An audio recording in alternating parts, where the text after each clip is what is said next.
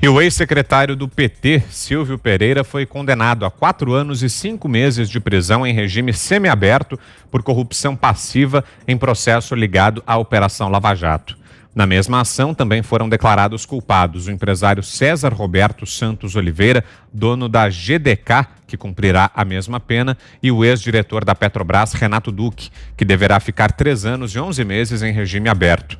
De acordo com denúncia oferecida pelo Ministério Público Federal, Pereira e Duque acertaram propina de 6,8 milhões de reais para contratarem a GDK como executora de uma obra na unidade de tratamento de gás de Cacimbas. Um automóvel de luxo, Land Rover Defender 90 CSW, teria sido entregue a Silvio Pereira como sua parte no trato. E para completar o nosso bloco petista encrencado, deixa eu dar mais uma informação aqui. É o seguinte, o ex-presidiário Lula teve o nome inscrito na dívida ativa da União. O petista, condenado a 26 anos de prisão por corrupção e lavagem de dinheiro, deve R$ 1.100.000 ao fisco. A Procuradoria-Geral da Fazenda Nacional cobra R$ 342 mil de impostos, uma multa de 514 mil e mais 342 mil de juros. Lula não é o único petista que vai ter que mexer no bolso para acertar contas do passado. O sobrinho dele, Taiguara Rodrigues dos Santos, que fez fortuna com negócios suspeitos durante os mandatos do tio, também entrou na lista da Receita. Ele deve R$ 321 mil. Quase um troco se comparado à situação de José Dirceu, né? Isso porque o ex-ministro da Casa Civil tem débitos em seu nome no valor de 33 milhões e mais 35 milhões em nome de sua empresa, a JD Assessoria e Consultoria. Tá difícil a situação, hein, Augusto? Dinheiro para pagar eles têm, né? Que tá escondido. Boa parte deles está escondido. José Dirceu ainda não acharam metade do patrimônio que ele tem.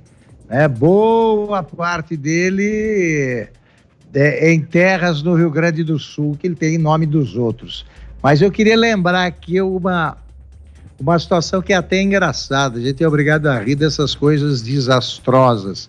O Silvio Pereira, eu me lembro de ter feito uma pergunta ao Lula numa entrevista que ele realmente não teve como responder. Ele está dizendo que o mensalão não tinha existido. E o Silvio Pereira fez um acordo com a Justiça para para trocar a pena que ele foi condenado por trabalhos voluntários, por causa do mensalão, que não tinha existido. Então eu perguntei ao Lula se o Silvio Pereira, por acaso, se teria transformado no primeiro erro judicial da história voluntário. Porque se não houve crime, por que ele se ofereceu para trabalhar de graça e pagar por um crime que não houve? Então o Lula, muito esperto, essa ele não respondeu. Você, Fiuza? Eles meteram a mão de todas as maneiras possíveis, né? Em todas as modalidades de desvio, de roubo, de sucção.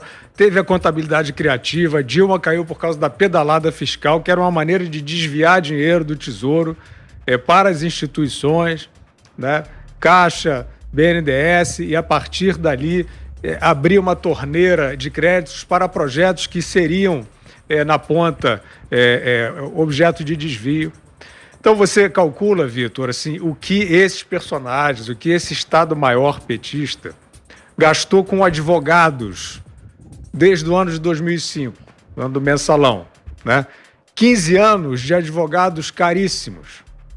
Você acha que a quantidade de dinheiro que esse pessoal roubou é essa que está demonstrada aí? A devolução à Lava Jato até agora não chegou nem a 5 bilhões.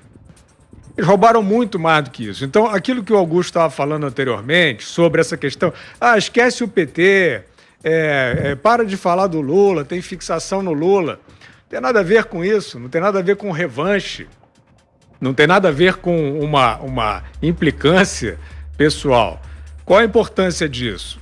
Esses personagens, eles criaram um sistema de sucção, né? E nós estamos hoje, por exemplo, Operação Lava Jato, trabalhando. Silvinho Pereira, Renato Duque. Não é que a gente tenha simpatia por ver esses personagens nas páginas policiais. É porque eles representam sistemas de corrupção que foram criados envolvendo as instituições brasileiras. que estão aí. E não é nem só para dar um exemplo, não, para frente. É porque, primeiro, você tem que ter o máximo que você conseguir de reparação, de devolução de dinheiro. Em segundo lugar, você tem que desmontar. A gente acabou de ver o caso do Piauí. Se você não desmonta aquele modus operandi, né, se você não desmoraliza, se você não expõe que aquilo, né, se presta a uma ação de quadrilha, como há em diversos casos, por exemplo, de créditos artificiais do BNDES, né, isso eu me ressinto, porque a Lava Jato atingiu bastante, né, expôs e levou à condenação vários criminosos em desvios no Petrolão, mas os casos do BNDES, que tem inquéritos, tem processo, não está escondido na caixa preta, não. Caixa preta foi aberta, mas esses processos precisam andar. Esses personagens, os dirigentes do BNDES, os parceiros na iniciativa privada que criaram o pré-sal do roubo, né? Constituíram empresa, abriram frentes de investimento. O PAC criou um setor, um capítulo no pré-sal especialmente para roubo. Isso, Vitor, tragicamente não está... A devassa não está completa, falta muita gente responder por isso. E não é perseguição a ninguém, é a correção institucional do Brasil. E o PT, o Partido dos Trabalhadores, o Lula, e a gente estava falando agora há pouco de cultura, né, de alguns símbolos da cultura que são nossos ídolos, etc., mas que, ou por má compreensão ou por um motivo que a gente não sabe, endossam esse tipo de prática. Esse tipo de prática é o Brasil ladeira abaixo. Esse tipo de prática é o que empobrece o Brasil. Então isso precisa ser exaustivamente demonstrado. Felizmente, a Lava Jato não parou e não vai parar.